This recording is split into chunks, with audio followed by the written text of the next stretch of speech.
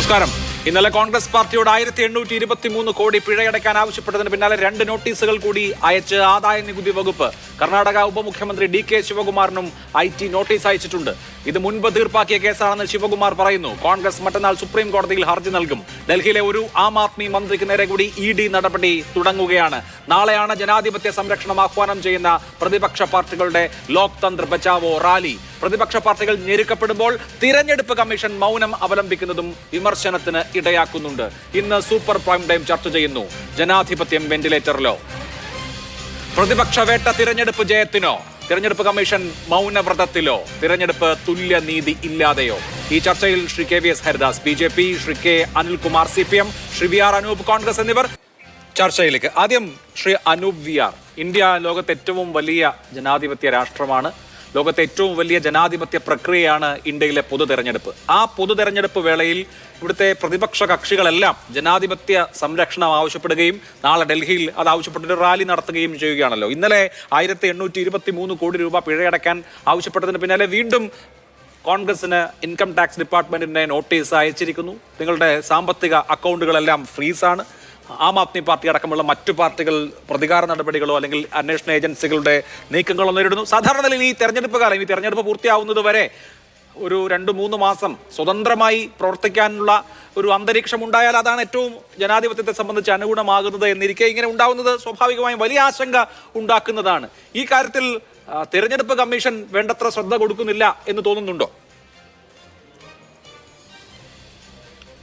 രാജ്യത്തെ ജനാധിപത്യ സ്വഭാവം, ഇത്തരം ഏജൻസികളുടെ സ്വതന്ത്രമായ ഘടന, അതൊക്കെ ചോദ്യം ചെയ്ത് അത് സംശയത്തിലായി തുടങ്ങിയിട്ട് നമുക്കറിയാം കുറച്ച് നാളുകളായി.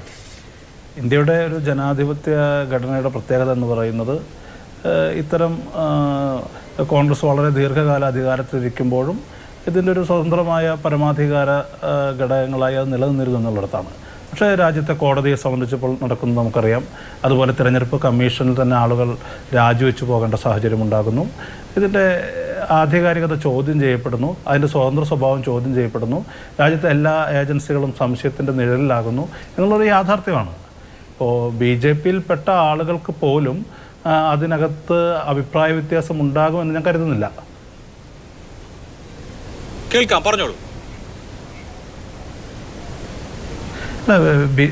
ഒരു സാധാരണ BJPക്കാരന് പോലും അതിനകത്ത് എന്തെങ്കിലും തരത്തിലുള്ള അഭിപ്രായ വ്യത്യാസം ഉണ്ടാകുമെന്ന് കരുതുന്നില്ല. രാജ്യത്തെ സംബന്ധിച്ച് മോഡി സംഘപരിവാർ ഭരണകൂടം ഭയപ്പെടുത്തി കീഴ്പ്പെടുത്തുന്ന ഒരു സമീപനമാണ് കുറച്ചു കാലമായി തുടർന്നു വന്നിരുന്നത്. പലപ്പോഴും ഇപ്പോൾ ഏറ്റവും അവസാനം കെജ്രിവാളിനെതിരെ കേസെടുക്കുമ്പോൾ അതിലേക്ക് നയിച്ച രാഷ്ട്രീയ സാഹചര്യം വളരെ വ്യക്തമാണ്. അത് ആം ആദ്മി പാർട്ടി കോൺഗ്രസുമായ ഒരു അലയൻസിലേക്ക് വരുന്നു എന്ന് മാത്രമല്ല, സഖ്യ ചർച്ചകൾ വളരെ വിജയകരമായി പൂർത്തിയാക്കുന്നു. ഡൽഹിയിൽ മാത്രം ഒതുങ്ങി നിന്നിരുന്ന സഖ്യം മറ്റ് സംസ്ഥാനങ്ങളിലേക്ക് പോലും വ്യാപിക്കുന്നൊരു സാഹചര്യമുണ്ട്. അപ്പോൾ അതിനെ തടയണം. മുന്നോട്ട് വരുന്ന കോൺഗ്രസുമായി സഖ്യത്തിൽ ഏർപ്പെടാൻ മുന്നോട്ട് വരുന്ന പ്രതിപക്ഷ രാഷ്ട്രീയ പാർട്ടികൾക്ക് വളരെ വ്യക്തമായൊരു പൊളിറ്റിക്കൽ മെസ്സേജ് കൊടുക്കുകയാണ്. കോൺഗ്രസുമായി നിങ്ങൾ സഖ്യം ചേർന്നാൽ നിങ്ങൾക്ക് നേരിടേണ്ടി വരുന്നത് ഇതാണ്. അതേസമയം അത് മറ്റ് പല പാർട്ടികൾക്കുള്ളൊരു സൂചകമാണ്. ഞങ്ങളോട് സഹകരിച്ചാൽ, നിങ്ങളുടെ കാര്യത്തിൽ ഞങ്ങളുടെ താല്പര്യങ്ങൾ സംരക്ഷിച്ചാൽ ചില വിട്ടുവീഴ്ചകൾ ഉണ്ടാകും. ഇപ്പോൾ BJPയെ സംബന്ധിച്ച് BJPക്കെതിരെ മത്സരിക്കുന്നതൊന്നും പ്രശ്നമല്ല, BJPയെ വിമർശിക്കുന്നത് പ്രശ്നമല്ല. പക്ഷെ അത് കോൺഗ്രസിനോട് ചേർന്നാവരുത്. കോൺഗ്രസിനോട് ചേർന്ന് നിന്നുകൊണ്ട് ഒരു ഗ്രാൻഡ് അലയൻസിലേക്ക്, വിശാലമായ മുന്നണി രാഷ്ട്രീയത്തിലേക്ക് കടക്കുന്ന പക്ഷം അതിൽ നിങ്ങൾ ചില പ്രത്യാഘാതങ്ങൾ നേരിടേണ്ടി വരും. നേരിടുന്നത് എന്നാണ് താങ്കൾ പറയുന്നത്. ഓക്കെ, ഞാൻ അതിലേക്ക് വരാം. KVS ഹരിദാസ്, ഇന്ന് ഡൽഹിയിലെ കൈലേഷ് ഗെഹ്ലോട്ട് എന്ന മന്ത്രിയാണ് എൻഫോഴ്സ്മെന്റ് ഡയറക്ടറേറ്റിന്റെ 5 മണിക്കൂർ ചോദ്യം ചെയ്യലിന് ഇരയായത്. ഡൽഹിയിലെ മന്ത്രി സത്യേന്ദ്ര ജെയിൻ ജയിലിലാണ്, ഉപമുഖ്യമന്ത്രി മനീഷ് സിസോദിയ ജയിലിലാണ്, മുഖ്യമന്ത്രി അരവിന്ദ് കെജ്രിവാൾ ജയിലിലാണ്. കൈലാഷ് ഗെഹ്ലോട്ട് ഉടൻ ജയിലിലാകുമായിരിക്കും. ഒരു സംസ്ഥാനത്തെ നിങ്ങളെ തുടർച്ചയായ തെരഞ്ഞെടുപ്പുകളിൽ പരാജയപ്പെടുത്തി വന്ന ആളുകളുടെ അവസ്ഥയാണ് ഇത്.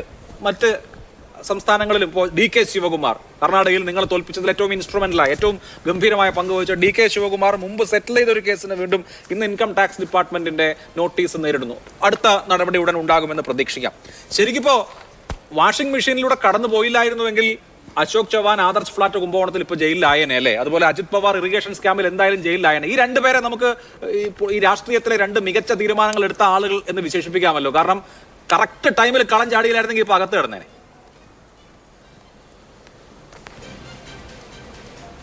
അല്ല അഭിലാഷേ, ഇപ്പോൾ കേജ്രിവാളിൻ്റെ കേസാണല്ലോ ഇപ്പോൾ പ്രധാനപ്പെട്ട കാര്യം. കേജ്രിവാൾ മന്ത്രിസഭയിലെ 2 മന്ത്രിമാർ എത്ര മാസങ്ങളായിട്ട് കോടതിയിലുണ്ട്? അവർ സെഷൻസ് കോടതി മുതൽ സുപ്രീം കോടതി വരെ ജാമ്യാപേക്ഷകൾ മൂവ് ചെയ്തു. അതിലൊക്കെ നമ്മുടെ നീതിപീഠം എടുത്ത നിലപാടെന്താ?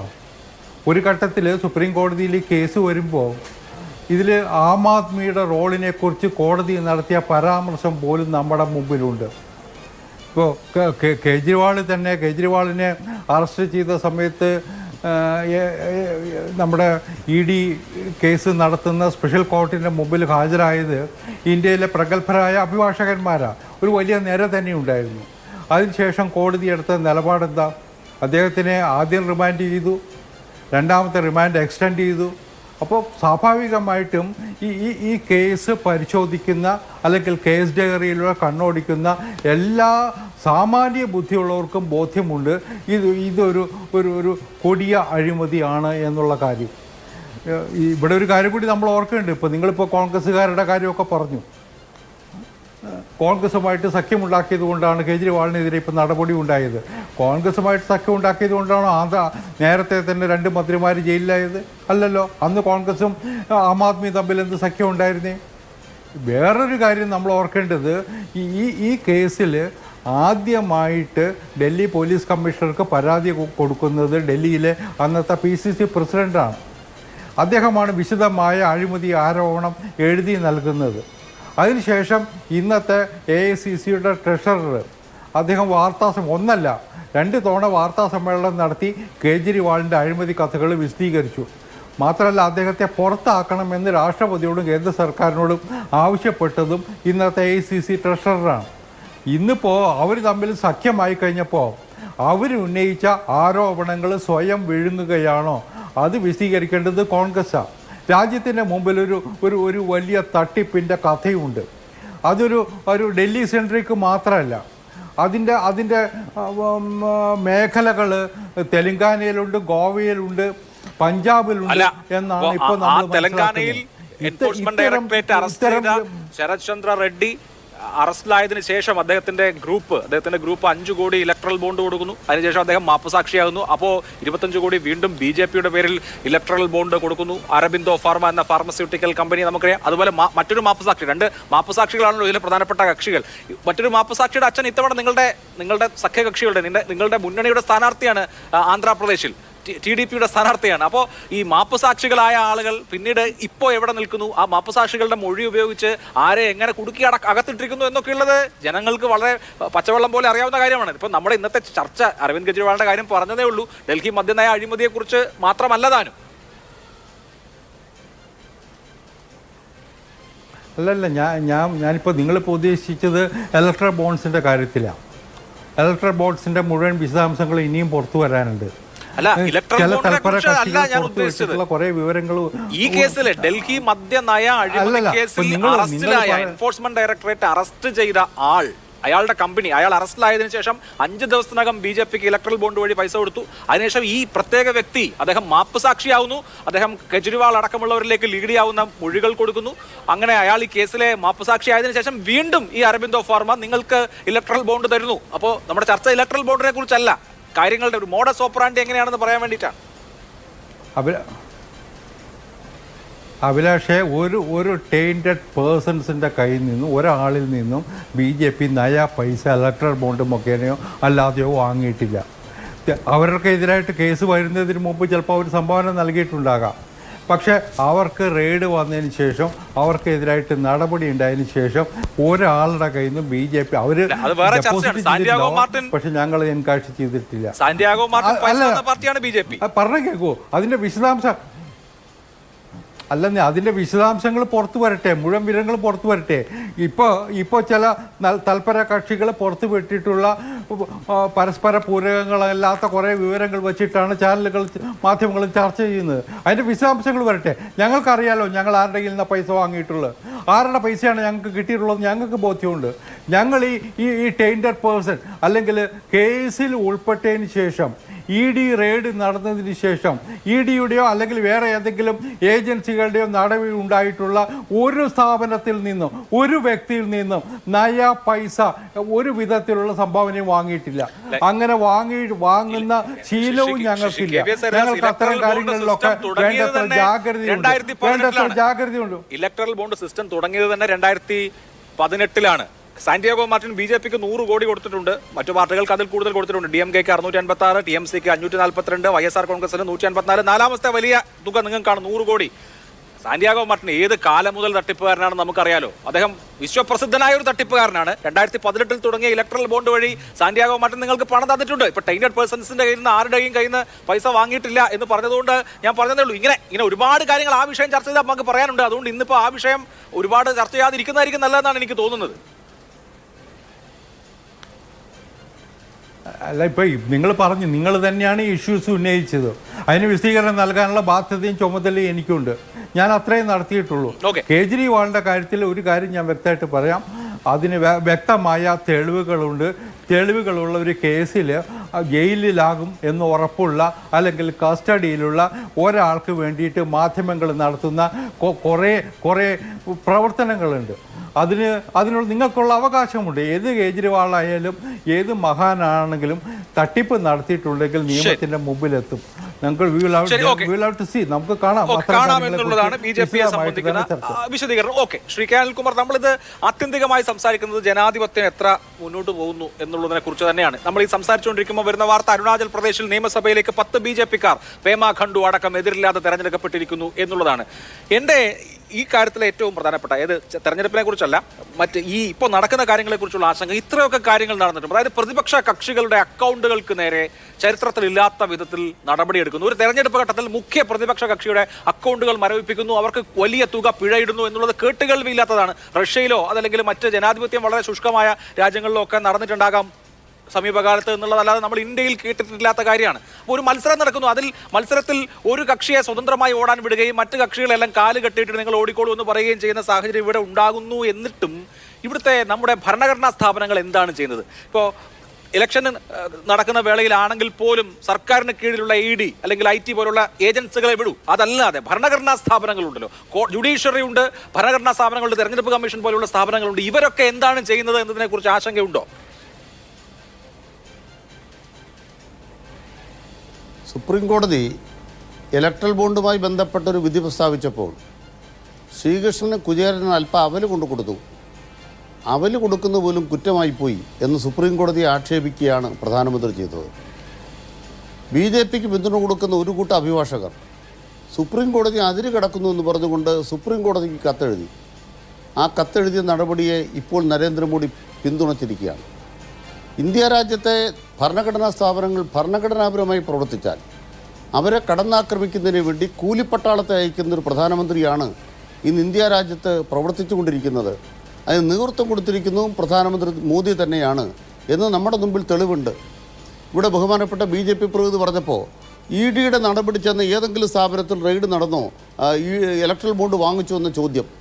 2019 ജൂലൈയിലാണ് സാന്തിയാഗോ മാർട്ടിൻ്റെ സ്വത്തുക്കൾ കണ്ടുകെട്ടിയത്. അതിനുശേഷമാണ് അവർ 1368 കോടി രൂപയുടെ ബോണ്ടുകൾ പല സ്ഥലങ്ങൾക്ക് കൊടുത്തത്. 2019 ഒക്ടോബറിൽ IT റെയ്ഡ് നടന്ന മേഘ എഞ്ചിനീയറിംഗ് 966 കോടി രൂപയുടെ ഇലക്ട്രൽ ബോണ്ട് കൊടുത്തു. മേഘ എഞ്ചിനീയറിംഗിൽ നടന്നത് 2023-ൽ 2022-ൽ.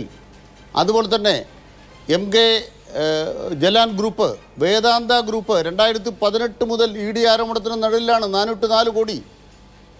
ED ആരോപണം റെയ്ഡ് നടന്നിട്ടുള്ള ED റെയ്ഡ് നടത്തിയിട്ടുള്ള സ്ഥാപനങ്ങളിൽ നിന്ന് 4000 കോടി രൂപയുടെ ബോണ്ടാണ് ഇലക്ട്രൽ ബോണ്ടിന് ഈടാക്കപ്പെട്ടത്. അതുകൊണ്ട് ഇലക്ട്രൽ ബോണ്ടെന്ന് പറയുന്നത് ED ബോണ്ടായി മാറി. ഇനി എൻഫോഴ്സ്മെൻറ്റ് ഡയറക്ടറേറ്റ് എന്തിനുണ്ടാക്കിയതാ? ഇന്ത്യ രാജ്യത്ത് തീവ്രവാദത്തെ തടയാൻ വേണ്ടി ഉണ്ടാക്കിയ നിയമത്തിൻ്റെ ഭാഗമായിട്ടാണ് PML നിയമം, വിദേശ നാണയ നിയന്ത്രണ നിയമം. ഈ രണ്ട് നിയമത്തിൻ്റെ ലംഘനത്തിനാണല്ലോ ED. യഥാർത്ഥത്തിൽ ഡൽഹി മദ്യനയ കേസിൽ ഏത് കാര്യത്തിലാണ് ഭീകരവാദ നിയന്ത്രണ നിയമം ഉപയോഗിക്കേണ്ടത്? പ്രതിപക്ഷ പാർട്ടികൾക്കെതിരെ ഉപയോഗിക്കും. ഈയിടെ നിങ്ങൾ പ്രഫുൽ പട്ടേലിനെ വെളുപ്പിച്ചെടുത്തല്ലോ. അശോക് ചവാൻ്റെ കാര്യം ഇവിടെ പറഞ്ഞു. അതുപോലെ തന്നെ അജിത് പവാറിൻ്റെ കാര്യം ഇവിടെ പറഞ്ഞു. ഹിമന്ത ബിശ്വ ശർമ്മ, എത്രയോ നേതാക്കന്മാർ ബംഗാളിലെ ഇപ്പോഴത്തെ BJP-യുടെ മുഴുവൻ നേതാക്കന്മാരും തൃണമൂലിൽ നിന്നപ്പോൾ അഴിമതി നടത്തിയവരല്ലേ. ഇപ്പോഴാണ് വളരെ പ്രധാനപ്പെട്ടൊരു കാര്യം, ഇൻകം ടാക്സ് ഡിപ്പാർട്ട്മെൻറ്റ് എന്ന് പറയുന്നത് ഇതുപോലെ കൊള്ളയ്ക്ക് നേതൃത്വം കൊടുത്തൊരു ഗവൺമെൻറ് ഒരു സംവിധാനമില്ല. അതിന് നേതൃത്വം കൊടുത്തൊരു മന്ത്രി നിർമ്മല സീതാരാമൻ. പ്രധാനമന്ത്രി നരേന്ദ്രമോദി നിർമ്മല സീതാരാമനോട് നുണ പറയാൻ അറിയിരിക്കുകയാണ്. ഈ രണ്ടുപേരും തമ്മിൽ നുണ പറയൽ മത്സരമാണ്. അതിൽ നിർമ്മല സീതാരാമനെ പുകഴ്ത്തുന്ന കാര്യത്തിൽ കേരളത്തിലെ UDF ഒട്ടും പുറകിലല്ല കേട്ടോ. കൊല്ലത്തെ MP ശ്രീ NK പ്രേമേന്ദ്രൻ പറഞ്ഞത് ഫാത്തിമ കോളേജിൽ നടക്കുന്നൊരു സമ്മേളനത്തിൽ അടുത്ത പ്രധാനമന്ത്രിയായിട്ട് നിർമ്മല സീതാരാമൻ വരട്ടെ. ആ നിർമ്മല സീതാരാമൻ്റെ ഇൻകം ടാക്സ് ഡിപ്പാർട്ട്മെൻറ്റാണ് കോൺഗ്രസിന് ഇപ്പോൾ അക്കൗണ്ടിൽ നിന്നും 250 കോടി രൂപ വിഴുങ്ങി തട്ടിയെടുത്തു. കൂടാതെ ഒരു 1500 കോടി രൂപയുടെ പിഴ ഇപ്പോൾ ചുമത്തിയിരിക്കുന്നത്. അതേ മാനദണ്ഡം വെച്ച് നിങ്ങൾ പിഴ ചുമത്താൻ പോയാൽ BJP 4500 കോടി രൂപ ഇപ്പം അടയ്ക്കണം. ഞാൻ വളരെ കൗതുകത്തോടെ നോക്കുന്നൊരു കാര്യം, കേരളത്തിലെ കോൺഗ്രസ്സുകാർ കുറേ കാലമായി ഈ ഇൻട്രീം സെറ്റിൽമെൻറ്റ് ബോർഡ്, ഇൻകം ടാക്സിൻ്റെ ബോർഡ് എന്നൊക്കെ പറഞ്ഞാൽ ഏതാണ്ട് വിശുദ്ധ പശുവാണ്. ന്യായം ചെയ്യുന്നവരാണ്, നീതി ചെയ്യുന്നവരാണ്. നിർമ്മല സീതാരാമൻ്റെ കീഴിലുള്ള ഇൻകം ടാക്സുകാരൊക്കെ ന്യായം ചെയ്യുന്നവരാണ്.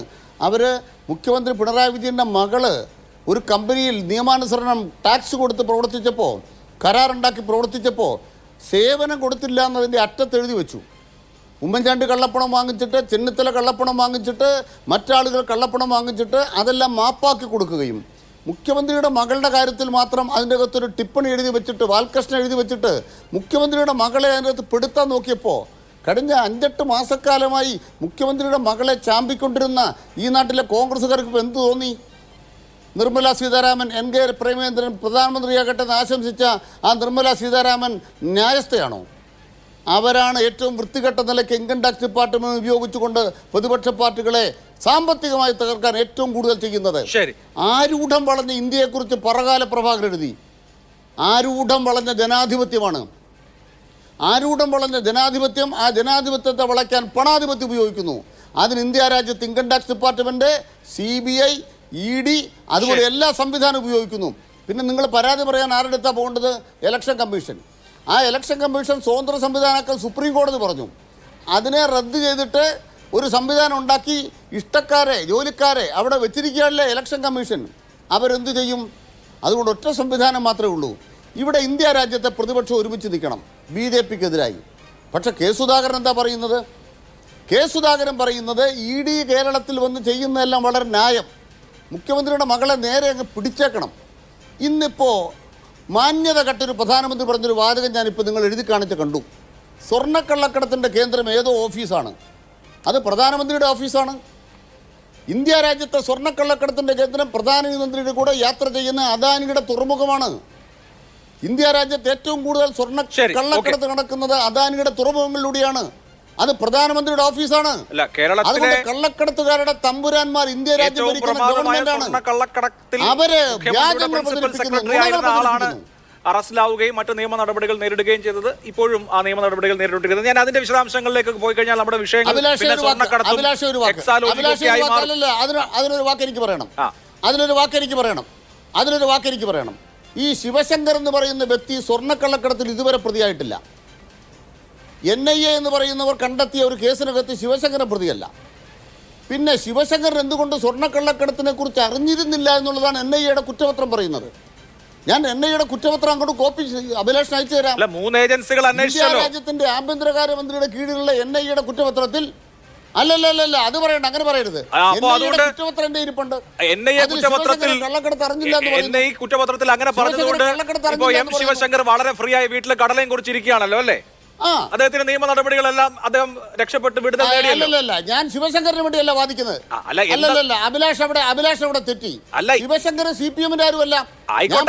അദ്ദേഹം എൻഫോഴ്സ്മെന്റ് ഡയറക്ടറേറ്റിന്റെയും കസ്റ്റംസിന്റെയും നടപടികൾ എന്തൊക്കെ നേരിട്ടു, അതൊക്കെ ശരിയാണോ അല്ലയോ എന്നുള്ളത് നിയമപരമായി തീരുമാനിക്കപ്പെടട്ടെ. ഞാൻ പറയട്ടൊരു കാര്യം. നിങ്ങൾ മനസ്സിലാക്കേണ്ടത് 4 കൊല്ലായില്ലേ, 2000 മുതൽ 4 കൊല്ലായില്ലേ ഈ പ്രധാനമന്ത്രിക്ക് എന്തായിരുന്നു പണി? ശരി, ഓക്കെ. 4 കൊല്ലമായി ഇവിടേക്ക് സ്വർണ്ണക്കള്ളക്കടത്ത് നടത്തിയ ദുബായ് കോൺസുലേറ്റിലെ ഒരു ഉദ്യോഗസ്ഥനെങ്കിലും കൊണ്ടുവരാതെ, അവരെ പിടിക്കാതെ, അവരെ ആരെയും പിടിക്കാതെ ഈ പ്രധാനമന്ത്രി ഇങ്ങനെ കാളമൂത്രം പോലെ നുണ പറഞ്ഞു നടന്നാൽ മതിയോ? ഈ പ്രധാനമന്ത്രിക്ക് ഇന്ത്യയോട് എന്തെങ്കിലും ബന്ധമുണ്ടോ? ഉണ്ടെങ്കിൽ അദ്ദേഹത്തിന്റെ കീഴിൽ നടന്ന കള്ളക്കടത്തിനെ കുറിച്ച് വസ്തുതകൾ പുറത്തു കൊണ്ടുവരണ്ടേ? ഇലക്ഷൻ പ്രസംഗിച്ചാൽ മതിയോ? ഇത്രയും നാണം കെട്ടൊരു പ്രധാനമന്ത്രി ഇന്ത്യ കണ്ടിട്ടില്ല. ശരി, ഓക്കേ. വൃത്തികെട്ട പ്രധാനമന്ത്രി ഇന്ത്യ കണ്ടിട്ടില്ല. ശരി, ഓക്കെ ഇന്ത്യ രാജ്യത്തെ മുഴുവൻ അതിനൊക്കെ ബി ജെ പി മറുപടി പറയും. ശ്രീ അനൂപ് വി ആർ, ഇതിപ്പോ നിങ്ങൾ പ്രതിപക്ഷം എന്ന് പറയുന്നവർ നാളെ ഇപ്പോ ഡൽഹിയിൽ റാലി നടത്താൻ പോവുകയാണ്. ലോക് തന്ത്ര ബച്ചാവോ റാലി. CPM ഉണ്ട്, ആം ആദ്മി പാർട്ടി ഉണ്ട്, കോൺഗ്രസ് ഉണ്ട്. നിങ്ങൾ ഡൽഹിയിൽ ബച്ചാവോ, മറ്റുള്ള ഇടത്തൊക്കെ ഉള്ള പ്രശ്നം എന്താണെന്ന് വെച്ചാൽ ഇപ്പൊ കേരളത്തിൽ കരുവന്നൂരിൽ ED അറസ്റ്റ് ഉണ്ടാവുമെന്ന് ചില കോൺഗ്രസ് നേതാക്കൾ സഹർഷം കഴിഞ്ഞ ദിവസം പറയുന്നത് കേട്ടു. അവർക്ക് രഹസ്യ വിവരം കിട്ടിയിട്ടുണ്ട്. ED അങ്ങ് ഇറങ്ങാണ്, കൈയടിക്കാണ്. താങ്കളുടെ ജില്ലയാണല്ലോ തൃശ്ശൂർ. മുഖ്യമന്ത്രിയുടെ മകളെ ED പിടിക്കുന്നില്ല എന്നുള്ളതാണ് പ്രശ്നം, കേരളത്തിലെ പ്രശ്നം. പിന്നെ ഓരോ സ്ഥലത്ത് ഓരോ തരത്തിലാണ്. കേന്ദ്ര ഏജൻസികൾ ഞങ്ങൾക്ക് കൊള്ളാവുന്ന ഇടത്തൊക്കെ, ഞങ്ങൾക്ക് പറ്റുന്ന ഇടത്തൊക്കെ ആ നിലയ്ക്ക് ഇടിച്ചോട്ടെ എന്നുള്ള നില സ്വീകരിക്കുന്നു. അതേസമയം തന്നെ ഞങ്ങളുടെ നേരെ വന്നു കഴിഞ്ഞാൽ ഞങ്ങളുടെ അക്കൗണ്ട് മരവിപ്പിച്ചു, ഞങ്ങളുടെ നേതാക്കളെ പിടിച്ചു. ഇത് ഈ നിലയിൽ പ്രതിപക്ഷം, അതിപ്പോൾ ഞാൻ കോൺഗ്രസിനെ കുറിച്ച് മാത്രം പറയുന്നതല്ല, അവരവരുടെ സ്വന്തം കാര്യം വരുമ്പോൾ മാത്രം വേദനയും അല്ലാത്തപ്പോൾ കയ്യടിയും എന്ന സമീപനം സ്വീകരിച്ച് BJP അധികാരത്തിൽ നിന്ന് പുറത്താക്കുക, അതല്ലെങ്കിൽ BJP അധികാരത്തിൽ നിന്ന് പുറത്തു നിർത്തുക, പ്രതിപക്ഷങ്ങൾ ഏകോപിപ്പിക്കപ്പെടുക എന്നൊക്കെയുള്ളത് വെറും മലർപ്പൊടിക്കാരന്റെ സ്വപ്നമല്ലേ? അങ്ങനെയൊന്നുമല്ല അഭിലാഷേ. ഇതിനകത്ത് കോൺഗ്രസിന് വളരെ വ്യക്തമായ നിലപാടുണ്ട്. അഴിമതിക്കെതിരെ കോൺഗ്രസിന് നിലപാടുണ്ട്. അതിനകത്ത് കേസിൻ്റെ കാര്യത്തിൽ സുതാര്യമായി മുന്നോട്ട് പോകണം എന്നുള്ള കാര്യത്തിൽ ഒരു സംശയവുമില്ല. ഇവിടെ ആദരണീയനായ അനിൽകുമാർ, അദ്ദേഹത്തിന് സ്ഥലജല വിഭ്രാന്തി ബാധിച്ചു എന്നാണ് എനിക്ക് തോന്നുന്നത്. അദ്ദേഹം ഇവിടെ സംഘപരിവാർ ജനാധിപത്യത്തെ എങ്ങനെ അട്ടിമറിക്കുന്നു എന്നുള്ള ചർച്ചയിൽ അദ്ദേഹത്തിൻ്റെ വാദമുഖങ്ങളിൽ ഭൂരിഭാഗവും കോൺഗ്രസിനെതിരെയാണ്. ഒരു വലിയ കോൺഗ്രസ് വിരുദ്ധ പ്രസംഗമാണ്. നിങ്ങൾക്ക് അദ്ദേഹം സംസാരിച്ച് പരിശോധിക്കാം. സംഘപരിവാറിനെതിരെ ആമുഖമായി എന്തോ പറഞ്ഞതിന് ശേഷം അദ്ദേഹം കോൺഗ്രസിനെ ആക്രമിക്കാനാണ് അദ്ദേഹത്തിൻ്റെ സമയത്തിൻ്റെ ഭൂരിഭാഗവും വിനിയോഗിച്ചത്. ഇനി എനിക്ക് CPM പ്രതിനിധിക്ക് ഇത്തരമൊരു ചർച്ചയിൽ മറുപടി പറയേണ്ടി വരിക എന്ന് പറയുന്നത് ദൗർഭാഗ്യകരമാണ്. പക്ഷേ അദ്ദേഹം പറഞ്ഞ സ്ഥിതിക്ക് എനിക്ക് മറുപടി പറഞ്ഞേ മുന്നോട്ട് പോകാൻ കഴിയൂ. അദ്ദേഹം പറയുന്നത് CPM-നെ ഒന്നും ഇവിടുത്തെ സംഘപരിവാർ പേടിക്കുന്നില്ല. ഇവരെ സംബന്ധിച്ച് ഇപ്പോൾ ആം ആദ്മി പാർട്ടിക്കെതിരെ ഇത്തരത്തിലൊരു നടപടി ഉണ്ടാകാൻ കാരണം എന്താ? ആം ആദ്മി പാർട്ടി ഇപ്പോഴുണ്ടായ രാഷ്ട്രീയ പ്രതിഭാസം അല്ലല്ലോ. ആം ആദ്മി പാർട്ടിയോട് സംഘപരിവാർ എടുത്തൊരു രാഷ്ട്രീയ സമീപനം മുൻകാലങ്ങൾ നമ്മൾ കണ്ടതാണ്. അതിൻ്റെ ഉൽപ്പത്തി എന്ന് പറയുന്നത് അന്നാ ഹസാരയുടെ അഴിമതി വിരുദ്ധ സമരം എന്ന് പറയുന്നത് കോൺഗ്രസിനെ അധികാരത്തിൽ നിന്ന് ഇറക്കാനായിരുന്നു. അന്ന് രാജ്യത്തിൻ്റെ ചരിത്രത്തിൽ തന്നെ ഏറ്റവും സുപ്രധാനമായ രാജ്യത്തിൻ്റെ ഘടനയെ തന്നെ അട്ടിമറിച്ച പല ഭരണ പരിഷ്കാരങ്ങൾ കൊണ്ടുവന്ന തൊഴിലുറപ്പ് പദ്ധതി പോലെ റൈറ്റ് ടു ഇൻഫോർമേഷൻ അടക്കമുള്ള നിരവധിയായ രാജ്യത്തിൻ്റെ ഘടനയെ മാറ്റിമറിച്ചൊരു സർക്കാരിനെ അഴിമതി എന്ന് പറഞ്ഞ് അതിനെ പുറകോട്ട് കൊണ്ടുവരുന്നത് അത് അന്നാ ഹസാരെ നടത്തിയ മൂവ്മെൻ്റാണ്. പലപ്പോഴും ആം ആദ്മി പാർട്ടിക്കെതിരെ ഇവർ സ്വീകരിച്ച സമീപനം എന്ന് പറയുന്നത് എല്ലാ കാലത്തും എതിരായിരുന്നില്ല. പക്ഷേ അതിനൊരു കാരണമുണ്ട്. ഇപ്പോഴത്തെ ഒരു പ്ലോട്ടുണ്ട്, ഒരു പൊളിറ്റിക്കൽ പ്ലോട്ടുണ്ട്. അത് ആം ആദ്മി പാർട്ടി അതിൻ്റെ ചരിത്രത്തിൽ ആദ്യമായി കോൺഗ്രസുമായി സഖ്യത്തിൽ ഏർപ്പെടുന്നു എന്നുള്ളതാണ്. സഖ്യ ചർച്ചകൾ സംസ്ഥാനത്തിന് പുറത്ത് വ്യാപിക്കുന്നു എന്നുള്ളതാണ്. ഇപ്പോൾ CPM-നെ സംബന്ധിച്ച് BJP ആഗ്രഹിക്കുന്നത് എന്താ? കേരളത്തിലടക്കം കോൺഗ്രസിനെ ദുർബലപ്പെടുത്തുകയും CPM പോലൊരു പാർട്ടിയെ എത്ര സീറ്റ് നേടി ബാധിക്കുന്നതല്ല. ഇന്ന് ഇതേ ദിവസം നമ്മൾ ചർച്ചയ്ക്കിരിക്കുമ്പോൾ കാസർഗോഡ് റിയാസ് മൗലവിയെ കൊന്ന കേസിൽ RSSകാരെ മുഴുവൻ കുറ്റവിമുക്തനാക്കുകയാണ് കോടതി. പ്രോസിക്യൂഷൻ്റെ പരാജയമാണ്, സംസ്ഥാനത്തെ പോലീസിങ്ങിൻ്റെ പരാജയമാണ്. അവിടെ സാധാരണ ഒരു ക്രിമിനൽ നടപടിക്രമങ്ങളിൽ ഗൂഢാലോചനയെക്കുറിച്ച് പറയും, ഗൂഢാലോചനയെക്കുറിച്ച് പറയുന്നില്ല. അതുപോലെ UAPA ചുമത്തരുതെന്ന് പ്രോസിക്യൂഷൻ തന്നെ ആവശ്യപ്പെടുകയാണ്. സംസ്ഥാനത്ത് BJP നേതാക്കൾക്കെതിരെ RSS നടത്തിയ അതിക്രമങ്ങളുടെ കാര്യത്തിൽ സംസ്ഥാനം സ്വീകരിച്ചൊരു നിലപാടുണ്ട്. കൊടകര കുഴൽപ്പണ കേസിൽ K. സുരേന്ദ്രൻ എന്ത് സംഭവിച്ചെന്ന് നമുക്കറിയാം. അപ്പോൾ സംഘപരിവാറിനെ സംബന്ധിച്ച് നിങ്ങൾക്ക് BJP-ക്കെതിരെ നിലപാടെടുക്കാം, അവർക്ക് പ്രശ്നമല്ല. പിണറായി വിജയൻ BJP-ക്കെതിരെ സംഘപരിവാർ വിരുദ്ധ പ്രസംഗം നടത്താം, അതിലും അവർക്ക് പ്രശ്നമില്ല. പക്ഷെ അത് പ്രവൃത്തിയിലാകരുത്, പ്രസംഗത്തിൽ മാത്രമായിരിക്കണം. BJP-ക്ക് ഒരു കാര്യം അറിയാം, ഇന്നത്തെ ഇന്ത്യൻ കോണ്ടെക്സ്റ്റിൽ BJP-യെ പ്രതിരോധിക്കാൻ കഴിയുന്ന സംവിധാനം എന്ന് പറയുന്നത് കോൺഗ്രസ് ഉൾപ്പെടുന്ന ഇന്ത്യ മുന്നണിയാണ്. ആം ആദ്മി പാർട്ടിക്കെതിരെ അവർ തിരിയുന്നതും ഈ പറയുന്ന CPM-നെതിരെ ഇപ്പോഴും ED പിണറായി വിജയനെതിരെ തിരിയുമെന്ന് പറയുമ്പോഴും നമ്മൾ ഇത്ര നാളുണ്ടായിട്ട്, ഇതിനും വലിയ തെളിവുകൾ ഉണ്ടായിട്ട് എന്തുകൊണ്ട് കേസെടുക്കുന്നില്ല? കാരണം ഇവർക്ക് CBI സംബന്ധിച്ച് ഓങ്ങുക മാത്രമാണ് ലക്ഷ്യം, അടിക്കൽ അവരുടെ അജണ്ടയിലില്ല. കാരണം CPM-നെ പേടിപ്പിച്ച് നിർത്തിക്കൊണ്ട് ചില സീറ്റുകളിലടക്കം സംഘപരിവാറിന് BJP-ന് അതിൻ്റെ അജണ്ടകൾ സാധിച്ചെടുക്കണം. അതല്ലാതെ ഇവർ പറയുന്നത് പോലെ സംഘപരിവാർ ഞങ്ങളെ വേട്ടയാടുകയാണെന്നൊക്കെ പറയുന്നത്, ഇവിടെ DK ശിവകുമാർ ജയിലിൽ കിടന്നില്ലേ? കോൺഗ്രസിന്റെ എത്ര നേതാക്കൾക്കെതിരെ അത്തരം ആക്രമണങ്ങൾ BJPയുടെ ഭാഗത്തുണ്ടായി? CPMന്റെ നേതാവിന്റെ പ്രാദേശിക നേതാവിന്റെ ഒരു രോമത്തിന് പോലും ഒന്നും പറ്റിയിട്ടില്ല. ഇതിന് വലിയ വില കൊടുക്കേണ്ടി വന്നത് കോൺഗ്രസിന്റെ നേതാക്കന്മാർക്കാണ്. കോൺഗ്രസിന്റെ സംസ്ഥാനങ്ങളിലെ പ്രബലരായ നേതാക്കന്മാർ തൊട്ട് രാഹുൽ ഗാന്ധിയെ വരെ വ്യക്തിപരമായി ടാർഗറ്റ് ചെയ്യാൻ സംഘപരിവാർ പരിശ്രമിക്കുമ്പോൾ ഇവിടെ നേരത്തെ ഇദ്ദേഹം പറഞ്ഞത് എന്താ? പ്രേമചന്ദ്രൻ നിർമ്മല സീതാരാമനെ കുറിച്ച് പറഞ്ഞു, വ്യക്തിപരമായി എന്തെങ്കിലും പുകഴ്ത്തിയിട്ടുണ്ടാകാം. ഇവിടെ MP രാജേഷ് അനുരാഗ് ഠാക്കൂർ എന്ന് പറയുന്ന കലാപത്തിന് നേതൃത്വം കൊടുത്ത നേതാവിനെ കുറിച്ച് എന്താ പറഞ്ഞത്? നിതിൻ ഗഡ്കരിയും പിണറായി വിജയനും കമിതാക്കളെ പോലെ പരസ്പരം പുകഴ്ത്തിയത് കേരളം കണ്ടതാ. അപ്പൊ നിങ്ങളങ്ങനെ ഒറ്റയ്ക്ക് ചില സംഭവങ്ങൾ എടുത്ത് അതിനെ ഹൈലൈറ്റ് ചെയ്ത് എന്തോ സംഭവിക്കുന്നു പറയല്ലേ? അങ്ങനെ പറയരുത്, നിങ്ങൾ തെറ്റിദ്ധാരണ ഉണ്ടാക്കരുത്. CPM നേതാക്കന്മാർ BJPക്കാരെ പ്രശംസിച്ചതിന്റെ മുഴുവൻ വീഡിയോ ക്ലിപ്പിംഗ്സ് ലഭ്യമാണ്. P. പരമേശ്വരൻ എന്ന് പറയുന്ന RSSന്റെ സൈദ്ധാന്തികൻ അന്തരിച്ചപ്പോൾ അദ്ദേഹം റഷിദുല്ലിനാണെന്ന് പറഞ്ഞതാണ് കേരളത്തിന്റെ മുഖ്യമന്ത്രി. ഓരോ ഘട്ടത്തിലും നരേന്ദ്രമോദിയെക്കുറിച്ച് അദ്ദേഹം വലിയ ഒറേറ്ററാണെന്ന് പറഞ്ഞത് സ്പീക്കർ ഷംസീറ. സമയത്തിന്റെ പരിമിതി ഉള്ളതുകൊണ്ടാ ഇന്ത്യയിലെ BJP നേതാക്കന്മാരെ ഏതൊക്കെ സന്ദർഭത്തിൽ എങ്ങനെയൊക്കെ പ്രശംസിച്ചു എന്നതിന്റെ നിരവധി കാര്യങ്ങളോട് പറയാനുണ്ട്. അപ്പൊ പ്രേമചന്ദ്രൻ അത് പറഞ്ഞു, വേറൊരാൾ ഇത് പറഞ്ഞു എന്നും പറഞ്ഞു വരണ്ട. നിതിൻ ഗഡ്കരിയും പിണറായി വിജയൻ തമ്മിലുള്ള ബന്ധം, ഇവർ തമ്മിലുള്ള അന്തർധാര, പല ഘട്ടങ്ങളിലും ഇത് പ്രവർത്തിച്ച രീതി, അമിത്ഷായെ കണ്ണൂർ വിമാനത്താവളം തുറക്കുന്നതിന് മുമ്പ് അമിത്ഷായ്ക്ക് വേണ്ടി, അന്ന് അദ്ദേഹം ആഭ്യന്തരമന്ത്രിയല്ല, BJPയുടെ അഖിലേന്ത്യാ പ്രസിഡന്റായിരുന്ന അമിത്ഷായ്ക്ക് വേണ്ടി തുറക്കാത്ത വിമാനത്താവളം തുറന്നുകൊടുത്ത ആളാ. തുറക്കാത്ത വാതിലും തുറക്കും എന്ന് പറയുന്നത് പോലെ അമിത്ഷാ വന്നാൽ പിണറായി വിജയന്റെ ഏത് വാതിലും തുറക്കും. ശരി, ഓക്കെ. നരേന്ദ്രമോദി വന്നാൽ എത്ര വലിയ ജ്യോതി ബസുവിന്റെ പരിപാടി മാറ്റിവെക്കും. നിങ്ങളാണ് RSSന്റെ ആളുകൾ എന്ന് പറയുക എന്നുള്ളതാണ് ഈ തെരഞ്ഞെടുപ്പ് കാലത്ത് ഇതുവരെയുള്ള എല്ലാ ദിവസത്തിലും കേട്ടത്. ഇനി അങ്ങോട്ടുള്ള വിചാരിക്കാം, സ്വാഭാവികമായും കേരളത്തിലെ ജനങ്ങളുടെ വിധി എന്നല്ലാണ്ട് ഇപ്പൊ എന്ത് പറയാനാണ്. ശ്രീ KVS ഹരിദാസ്, കേരളത്തിലേക്ക് എന്തുകൊണ്ട് ED വരുന്നില്ല എന്ന ചോദ്യം ഉയർത്തുന്നു. കേരളത്തിലേക്ക് ED വന്നു, ഇവിടെ മുഖ്യമന്ത്രിയെയോ അതല്ലെങ്കിൽ പ്രമുഖരായ ആരെങ്കിലും ഒക്കെ ടാർഗറ്റ് ചെയ്താലും അതിനുശേഷവും BJPക്ക് കേരളത്തിൽ ഒരു ഇലക്ഷൻ വിജയമൊക്കെ നേടിക്കൊണ്ട് അധികാരത്തിൽ വരാനുള്ള സാഹചര്യമില്ല. ഇവിടെ ഇപ്പോൾ ഇടതുപക്ഷം വീണ് കഴിഞ്ഞാൽ UDF ഭരണത്തിൽ വരും എന്നുള്ള സെനാരിയോയാണ്. മറ്റിടങ്ങളിൽ അങ്ങനെയല്ല. ഇപ്പോൾ ആം ആദ്മി പാർട്ടിയെ തളർത്തിയാൽ ഡൽഹിയിൽ പിന്നെ അതിനെ റീപ്ലേസ് ചെയ്ത് വരാൻ സാധ്യതയുള്ളത് BJPയാണ്. അതുപോലെ തന്നെ ഇപ്പോൾ മഹാരാഷ്ട്ര എടുത്തു കഴിഞ്ഞാൽ അവിടെ NCPയെയോ ശിവസേനയോ ഒക്കെ പിളർത്താൻ അവിടെ നിന്നുള്ള നേതാക്കളെ അടർത്തി മാറ്റിക്കഴിഞ്ഞാൽ അതിന്റെ നേട്ടം സ്വാഭാവികമായി ഡയറക്ട്ലി BJPക്കാണ്. ഇപ്പോൾ അശോക് ചവാൻ വന്നു കഴിഞ്ഞാൽ മറാത്ത്വാഡ മേഖലയിലെ 4-5 സീറ്റുകൾ വളരെ സുരക്ഷിതമാവും എന്നൊരു സാഹചര്യമുണ്ട്. അതുപോലെ തന്നെ പവാറിന്റെ ശക്തി തുലോം ഇല്ലാതാക്കാം എന്ന നില അജിത് പവാറിനെ ഇങ്ങോട്ട് കൊണ്ടുവന്നാൽ ഉണ്ട് എന്നുള്ള അവസ്ഥയുണ്ട്. പക്ഷേ കേരളത്തിൽ എന്ത് ചെയ്തിട്ടും കാര്യമില്ല എന്നുള്ളത് കൊണ്ടാണോ ഇവിടെ EDയും IT ഒന്നും വല്ലാണ്ട് ഇറങ്ങി കളിക്കാത്തത്?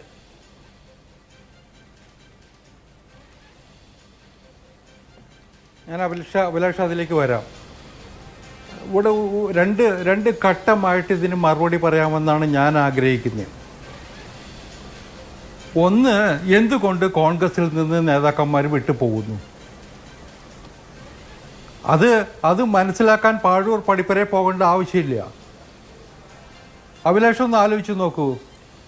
രാഹുൽ ഗാന്ധിക്ക് മത്സരിക്കാൻ കേരളത്തിലെ മുസ്ലിം ലീഗിൻ്റെ പച്ചക്കൊടി പിടിച്ചുകൊണ്ട് വയനാട്ടിൽ വരേണ്ടി വരുന്നു. കഴിഞ്ഞ കുറേ ദശാബ്ദങ്ങളായിട്ട് കോൺഗ്രസിൻ്റെ തലപ്പത്തുള്ള കുടുംബത്തിന് സംരക്ഷണമേകിയിരുന്ന റായ്ബറേലിയിലും അമേത്തിയിലും ഇന്ന് ആ കുടുംബത്തിൽ നിന്ന് ഒരാൾക്കും പോയി മത്സരിക്കാനുള്ള ചങ്കുറപ്പില്ല. എന്തുകൊണ്ടാ? ഉത്തരേന്ത്യയിൽ അല്ലെങ്കിൽ ഇന്ത്യനപ്പുറത്തേക്ക് ഈ പാർട്ടി ഇല്ലാതായി എന്നുള്ളതല്ലേ വസ്തുത. 1977 തെരഞ്ഞെടുപ്പിലെ ചരിത്രം നമ്മളൊന്ന് പഠിക്കണം. 1977 തെരഞ്ഞെടുപ്പിൽ ജനതാ പാർട്ടി സ്വീപ്പ് ചെയ്ത ഒരു വലിയ മേഖലയാണത്. ഇന്ന് ആ പ്രദേശത്ത് നിന്ന് കോൺഗ്രസ് ഇല്ലാതാകുന്നു. അവിടെ പോയി രാഹുൽ ഗാന്ധിക്കോ സോണിയാഗാന്ധിക്കോ അല്ലെങ്കിൽ അവരുടെ കുടുംബത്തിൽപ്പെട്ടവർക്കോ മത്സരിക്കാനുള്ള ധൈര്യമില്ലാത്ത അവസ്ഥ വരുന്നു. കർണാടകത്തിൽ പോലും ഇവർക്ക് ചെല്ലാൻ പറ്റുമോ? അവർ ഭരിക്കുന്ന സ്റ്റേറ്റാ. ഒറ്റ സംശയം ശ്രീ KVS, ഞാൻ അങ്ങനെ തന്നെ തുടരാനാണ്. എനിക്ക് ഒറ്റ സംശയം, അങ്ങനെ അമേത്തിയിലും റായ്ബറേലിയിലും മത്സരിക്കാൻ പോലും പാങ്ങില്ലാത്ത അത്രയും ദുർബലമായ ഒരു കോൺഗ്രസ് കഴിഞ്ഞ 2 തെരഞ്ഞെടുപ്പിലും അവർ പ്രതിപക്ഷ നേതൃസ്ഥാനം ഔദ്യോഗികമായി കൈയാളാനുള്ള 10% സീറ്റ് നേടിയിട്ടില്ല. അത്രമേൽ ദുർബലമായ കോൺഗ്രസിനെ അവരുടെ അക്കൗണ്ട്, അവരുടെ മുഴുവൻ സാമ്പത്തികമായ ക്രയവിക്രയങ്ങളൊക്കെ തടഞ്ഞുകൊണ്ട് ശ്വാസം മുട്ടിക്കുന്നത് എന്തിനാണ്? ദുർബലമായ കോൺഗ്രസിനെ എന്തിനാണ് നിങ്ങൾ സാമ്പത്തികമായി ഏജൻസികളെ ഉപയോഗിച്ച് ശ്വാസം മുട്ടിക്കുന്നത്? ഞാൻ വരാം അഭിലാഷ്, അതിലേക്ക് വരാം. ഞാനിത് പറയാൻ കാരണം ഇന്നത്തെ സാഹചര്യത്തിൽ ആ കോൺഗ്രസ് പാർട്ടിക്ക് ഭാവിയില്ല, അതിൻ്റെ നേതാക്കന്മാർക്ക് വിശ്വാസ്യതയില്ല, അതിൻ്റെ നേതാക്കന്മാർ പറഞ്ഞാൽ ജനങ്ങൾ അനുസരിക്കുന്നില്ല, ജനങ്ങൾ അവരുടെ പിന്നിലില്ല എന്നുള്ള വസ്തുത പ്രാദേശിക നേതാക്കന്മാർക്കുണ്ട്. അവർ ആ പാർട്ടി വിട്ടിട്ട് പുറത്തേക്ക് മറ്റൊരു രക്ഷാ കവചം തേടിപ്പോയാൽ കുറ്റപ്പെടുത്താൻ പറ്റുമോ? കേരളത്തിലും തുടങ്ങിയിട്ടുണ്ട് ആ ഒരു ചിന്ത.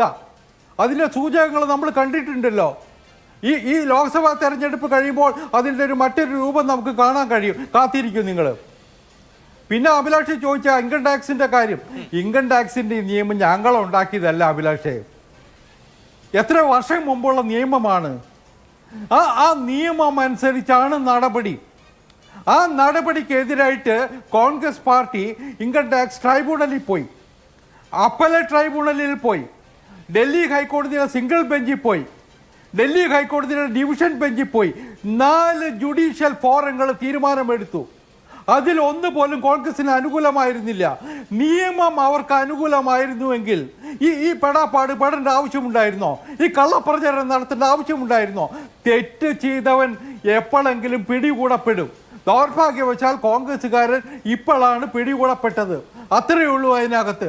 അതല്ലാതെ ഇവിടെ ഇൻകം ടാക്സിലെ ഓരോ ഉദ്യോഗസ്ഥനും എടുക്കുന്ന തീരുമാനങ്ങൾക്ക് പിന്നിൽ നരേന്ദ്രമോദിയാണ് അല്ലെങ്കിൽ നിർമ്മല സീതാരാമനാണ് എന്നൊക്കെ പറഞ്ഞ് പ്രചരണം നടത്തിയാൽ ആരും വിശ്വസിക്കില്ല. കാരണം നമ്മുടെ ജുഡീഷ്യൽ ബോഡീസ്, നീതിന്യായ പീഠങ്ങൾ തീരുമാനങ്ങൾ എടുത്തിട്ടുണ്ട്. ഇനിയിപ്പോൾ സുപ്രീം കോടതി പോയിട്ടുണ്ടല്ലോ. ലെറ്റ് us wait, അവിടെ എന്താ തീരുമാനം ഉണ്ടാക്കണേന്ന് നമുക്ക് കാത്തിരിക്കാം. കള്ളത്തരം ചെയ്തിട്ടുണ്ടെങ്കിൽ, തെറ്റ് ചെയ്തിട്ടുണ്ടെങ്കിൽ നിയമത്തിൻ്റെ വഴിയെ വന്ന് പിടികൂടും എന്നതാണ്. ഇനി രണ്ടാമത്തെ കാര്യം, നമ്മുടെ CPM-ന്റെ പ്രതിനിധിയുടെ വലിയ ആക്ഷേപം, പ്രധാനമന്ത്രിയും ധനകാര്യമന്ത്രിയും കള്ളത്തരം പറയുകയാണ്, കാളമൂത്രം പോലെ നുണപ്രചരണം നടത്തുന്നു. ഞാൻ ചോദിക്കട്ടെ, കേരളത്തിലെ മുഖ്യമന്ത്രി അതൊന്ന് തുറന്ന് പറയട്ടെ. ഇപ്പോൾ ഇവിടെ ഒരു CPM നേതാവ് വന്ന് പ്രസംഗിക്കുന്നുണ്ടല്ലോ. കേരളത്തിലെ മുഖ്യമന്ത്രി പറയട്ടെ, ഈ കാര്യങ്ങളൊക്കെ തുറന്ന് പറയട്ടെ, ഞാൻ അംഗീകരിക്കാം. എനിക്ക് തോന്നണില്ല പറയുമെന്ന്. പക്ഷേ ഒരു കാര്യമുണ്ട്, ശിവശങ്കരനെ ന്യായീകരിക്കാൻ CPM-ന്റെ നേതാവിൻ്റെ ബുദ്ധി എനിക്ക് സഹതാപമേ ഉള്ളൂ. ഈ സ്വർണ്ണക്കടത്ത് നടക്കുമ്പോൾ മുഖ്യമന്ത്രിയുടെ ഓഫീസിൽ നിന്ന് കസ്റ്റംസുകാരെ വിളിച്ചതാരാ? ഇതേ ശിവശങ്കരനല്ലേ? അന്ന് ഞങ്ങളുടെ സംസ്ഥാന പ്രസിഡന്റ് തുറന്ന് പറഞ്ഞപ്പോൾ ഇവരൊക്കെ ആക്ഷേപിച്ചു. അവസാനം അത് വസ്തുതയാണെന്ന് പുറത്തു വന്നില്ലേ? ഈ സ്വർണ്ണക്കള്ളക്കടത്തുകാരനെ സംരക്ഷിക്കാൻ വേണ്ടി മുഖ്യമന്ത്രിയുടെ പ്രിൻസിപ്പൽ സെക്രട്ടറി വിളിച്ചിട്ടുണ്ടെങ്കിൽ അത് ചെറിയ കാര്യമാണോ? അയാൾ ജയിലിൽ പോയത് കുറ്റകരമാണോ? അയാൾ കുറ്റവിമുക്തനാണെങ്കിൽ ഇവർ സംരക്ഷിക്കട്ടെ. പിണറായി വിജയനും മാർക്സിസ്റ്റ് പാർട്ടിയും ഇടതുപക്ഷ സർക്കാരും സംരക്ഷിക്കട്ടെ. ആണത്തമുണ്ടെങ്കിൽ അത് അവർ തുറന്നു പറയട്ടെ. ഞാനൊരു കാര്യം കൂടി പറയാം. കേരളത്തിൽ ED വന്നിട്ടുണ്ട്, സഹകരണ മേഖലയിൽ ED ഉണ്ട്, ഇവിടുത്തെ കരിമണൽ കോഴ കേസിൽ ED വന്നിട്ടുണ്ട്. ഇപ്പോൾ അതുകൊണ്ട് ഈ ED-യുടെ അന്വേഷണത്തിൽ നിന്ന് കേരളം മോചിതമൊന്നുമല്ല, തുടങ്ങിയിട്ടേ ഉള്ളൂ. ഇനിയും വരാനുണ്ടാവും പല കേസുകളിലും. സഹകരണ മേഖലയിൽ CPM-ന്റെ ആജ്ഞാനുവർത്തികൾ കാട്ടിക്കൂട്ടിയ കൊള്ളയുണ്ടല്ലോ, കൊള്ള. പ്രധാനമന്ത്രി കഴിഞ്ഞ ദിവസം ആലത്തൂര് ഞങ്ങളുടെ സ്ഥാനാർത്ഥിയോട് പറഞ്ഞത് എന്താ? ED അറ്റാച്ച് ചെയ്ത പണം മുഴുവൻ സഹകരണ മേഖലയിലെ തട്ടിപ്പുമായി ബന്ധപ്പെട്ട് ED അറ്റാച്ച് ചെയ്ത പണവും സ്വത്തും അവിടുത്തെ നിക്ഷേപകർക്ക് കൊടുക്കാൻ നിയമം അനുവദിക്കുമോ എന്ന് പരിശോധിക്കും എന്നാണ് നരേന്ദ്രമോദി പറഞ്ഞത്. നരേന്ദ്രമോദി കള്ളം പറയേണ്ട ആവശ്യമൊന്നുമില്ല. സുതാര്യമായ കാര്യമായ തുറന്നു പറയുന്ന ശീലമുള്ള ഒരാളാണ്. ഇപ്പോൾ കേരളത്തിലെ കള്ളത്തട്ടിപ്പുകളുടെ നടുവില്, സാമ്പത്തിക തിരിമറികളുടെ നടുവിൽ കേരളത്തെ സാമ്പത്തിക പ്രതിസന്ധിയിലാക്കിയ കൂട്ടര് നിർമ്മല സീതാരാമനെതിരെ വിരൽ ചൂണ്ടുന്നുണ്ട്. അതിന് സുപ്രീം കോടതി പോയിട്ടുണ്ടല്ലോ. സുപ്രീം കോടതി പറയട്ടെ എന്താ ചെയ്യണമെന്ന്. അതുകൊണ്ട് ഞങ്ങളെ പേടിപ്പിക്കാൻ നോക്കണ്ട, കേന്ദ്ര സർക്കാരിനെ ഭീഷണിപ്പെടുത്താനും നോക്കണ്ട. ഒരു കാര്യം കൂടി ഞാൻ പറയാം അഭിലാഷ്, ഒരു കാര്യം കൂടി, ഒരു മിനിറ്റ് കൂടി. ഇപ്പൊ ഇവര് ഭരണഘടനാ സ്ഥാപനങ്ങളെ കുറിച്ച് CPM-ന് വലിയ ആവേശമാണ്. ഇവിടെ ഒരു തങ്ങൾക്കെതിരായിട്ട് വിധി പറഞ്ഞ ജഡ്ജിയെ നാട് കടത്തിയത് ആരാണെന്ന് നമുക്കറിയാം. ഇവിടെ തങ്ങൾക്ക് ഇഷ്ടമല്ലാത്ത വിധി പറഞ്ഞ ജഡ്ജിയെ ചുംബനെന്ന് വിളിച്ച് ആക്ഷേപിച്ചത് ആരാണെന്ന് ഞങ്ങൾക്കറിയാം. CPM നേതാക്കന്മാർക്കെതിരെ വിധി പറഞ്ഞ ജഡ്ജിമാർക്കെതിരെ ഭീഷണി മുഴക്കിയത് ആരാണെന്നും കേരളം കണ്ടിട്ടുണ്ട്. അതുകൊണ്ട് അതൊന്നും പറഞ്ഞ് ഭരണഘടനാ സ്ഥാപനത്തിൻ്റെ പവിത്രതയെക്കുറിച്ചൊന്നും നിങ്ങൾക്ക് പറയാൻ ഒരവകാശവുമില്ല, ഒരധികാരവുമില്ല. കേരളത്തിലെ സാക്ഷരതയുള്ള ജനങ്ങൾക്ക് ബോധ്യമുണ്ട് അത്തരം കാര്യങ്ങളൊക്കെ തന്നെ. ശരി, ഇവിടെ ശ്രീ അനിൽകുമാർ, എന്തുകൊണ്ട് ഇന്ത്യയിലെ പ്രതിപക്ഷ കക്ഷികൾ വേട്ടയാടപ്പെടുന്നു? എന്തുകൊണ്ട് ചില നേതാക്കൾ അല്ലെങ്കിൽ പല നേതാക്കളും ഞാൻ അകത്താകുമോ എന്ന പേടിയിൽ കളം മാറുന്നു? അവിടങ്ങളിലൊക്കെ കൂടുതൽ പ്രതിപക്ഷ കക്ഷികൾ ദുർബലമായിക്കൊണ്ടിരിക്കുന്നു. ഒറ്റ ഉത്തരവേ ഉള്ളൂ, പ്രതിപക്ഷ കക്ഷികളെ സംബന്ധിച്ച് ഒരുമിച്ച് നിൽക്കാനോ ഒരു യോജിച്ച പോരാട്ടം നടത്താനോ ഉള്ള കഴിവില്ല, അതല്ലെങ്കിൽ അതിനുള്ള മനസ്ഥിതിയില്ല എന്നുള്ളത് തന്നെയാണ്. ഇപ്പൊ ഈ ചർച്ചയിൽ തന്നെ ഇന്നത്തെ ചർച്ചയുടെ ടോപ്പിക്ക് തന്നെ ഇന്ത്യയിലെ ജനാധിപത്യം എത്രമാത്രം ഭദ്രമാണെന്നുള്ളതാണ്. ഇവിടെ പരസ്പരം തല്ലുകൂടുന്നത് കോൺഗ്രസിന്റെയും CPM-ന്റെയും പ്രതിനിധികളാണ്. നിങ്ങൾക്ക് വിഷമം അല്ലെങ്കിൽ നിങ്ങൾക്ക് തർക്കം BJP-യോടല്ല, മറിച്ച് പരസ്പരമാണ്. ഇപ്പൊ ഇവിടുത്തെ വിഷയം എന്താണ്? കേരളത്തിലെ 20 സീറ്റുകൾ എന്നുള്ളതാണ്. അപ്പോൾ ഇതുപോലെയാണ് ഓരോ സംസ്ഥാനത്തും പരസ്പരം പാരവെക്കുന്ന, പരസ്പരം വീഴട്ടെ എന്ന് വിചാരിക്കുന്ന ആളുകളുടെ ഒരു മുന്നണി തട്ടിക്കൂട്ട് മുന്നണിയാണ് എന്നല്ലാതെ എന്ത് പറയാൻ കഴിയും? നോക്കൂ, നാളെ വലിയ ജനാധിപത്യ സംരക്ഷണ റാലിയാണ്. ഇന്ന് കോൺഗ്രസിന്റെ ജയറാം രമേശ് പറഞ്ഞു അത് ഒരു വ്യക്തിക്ക് വേണ്ടിയൊന്നുമല്ല, അതായത് കെജ്രിവാളിന് വേണ്ടിയൊന്നുമല്ല, കുറേ ജനാധിപത്യ പ്രശ്നങ്ങളുണ്ട്, അതിലെല്ലാം കൂടിയാണെന്ന്. ഇങ്ങനെ പരസ്പരം കണ്ടെടുത്താൽ കണ്ടുകൂടാത്ത കുറേ ആൾക്കാർ ഇങ്ങനെ നിന്നാലും ഒരു കാര്യവുമില്ല എന്ന് ഇവിടുത്തെ ഭരണകക്ഷിക്ക് ബോധ്യമുള്ളത് കൊണ്ടാണല്ലോ വളരെ ഈസി ആയിട്ട് നിങ്ങൾ ടാർഗറ്റ് ചെയ്യപ്പെടുന്നത്. അഭിലാഷ് നല്ല ചരിത്രബോധമുള്ള ഒരു മാധ്യമ പ്രവർത്തകനാണ്. 2004 ഇതേപോലെ തന്നെ ഞങ്ങൾ യുദ്ധം ചെയ്തു, കോൺഗ്രസിനോട് യുദ്ധം ചെയ്തു. ഞങ്ങൾ കേരളത്തിലെ ജനങ്ങളോട് പറഞ്ഞു, മുഴുവൻ കോൺഗ്രസ്സുകാർ കേരളത്തിൽ തോറ്റാലും കേന്ദ്രത്തിൽ BJP വരില്ല. ഗുജറാത്ത് കലാപത്തിന് ശേഷമാണ് 2004 ഞങ്ങൾ നരേന്ദ്രമോദിക്ക് അല്ലെങ്കിൽ അന്ന് അടൽ ബിഹാരി വാജ്പേയിക്കെതിരായിട്ട് അദ്വാനിക്കെതിരായിട്ട് ഞങ്ങളുടെ എല്ലാ MP-മാരും കേന്ദ്രത്തിൽ പോയി 63 MP-മാർ കൈപൊക്കി. 2008 പക്ഷേ വലിച്ചു. പിന്നാലെ റിസോർട്ട് വേണ്ടി ഞങ്ങളെ റിസോർട്ടിൽ അടയ്ക്കാൻ ആരെങ്കിലും വന്നോ? ഞാൻ പറയട്ടെ, അതിന് ഞങ്ങൾക്ക് ഞങ്ങളുടേതായ ന്യായമുണ്ട്.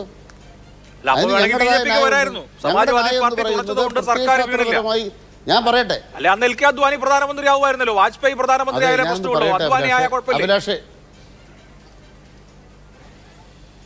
അഭിലാഷെ ഞാനൊന്ന് പറയട്ടെ. അഭിലാഷെ, ഒരു അദ്വാനിയെ പ്രധാനമന്ത്രിയാക്കാൻ കമ്മ്യൂണിസ്റ്റ് പാർട്ടി പിന്തുണ കൊടുത്തിട്ടില്ല. മാത്രമല്ല, അദ്വാനിയുടെ കൂടെ നിന്ന് VP സിംഗിനെ ഇറക്കിയത് രാജീവ് ഗാന്ധിയാണ്. ആ അഭിലാഷിന് ആ ചരിത്രം കൂടെ ഒന്ന് ഓർത്തു നോക്കാം. അതുകൊണ്ട് ഇപ്പം ഞങ്ങൾ ബ്ലാങ്കായിട്ട് പറയുന്നത് എന്താണ്? കേരളത്തിൽ നിന്ന് ഒരു കോൺഗ്രസ്സുകാരും ഒരു UDF-കാരും പാർലമെൻറ്റിൽ എത്തിയില്ലെങ്കിലും ഇടതുപക്ഷം കേരളത്തിൽ ജയിക്കുന്ന 20 സീറ്റും നരേന്ദ്രമോദിക്കെതിരായി BJP-ക്കെതിരായി അവിടെ ഒരു റിസോർട്ടിലും പോകാതെ ഞങ്ങൾ പോയി വോട്ട് ചെയ്തിട്ട് വരും. ഞങ്ങളുടെ വാഗ്ദാനം അതാണ്. അതിന് കോൺഗ്രസ്സുകാരെ ഏൽപ്പിച്ചാൽ കോൺഗ്രസ്സുകാർ കേസിൽപ്പെട്ടിരിക്കുകയാണ്.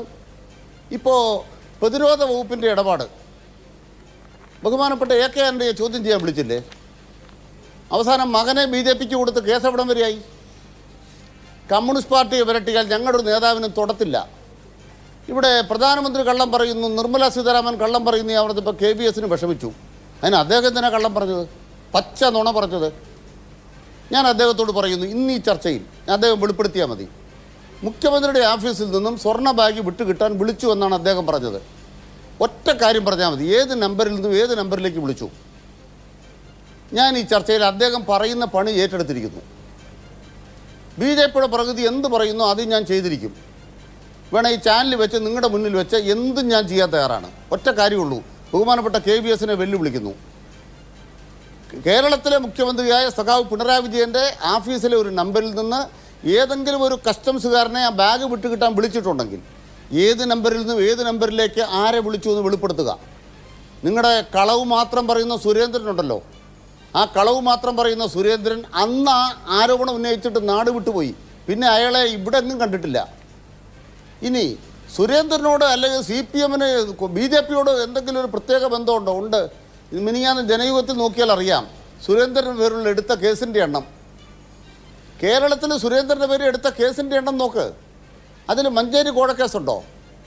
സുൽത്താൻ ബത്തേരിയിലെ കോഴക്കേസുണ്ടോ? മഞ്ചേശ്വരം കോഴക്കേസുണ്ടോ? ഏത് കേസാണ് വിട്ടുപിടിച്ച് ചെയ്തത്?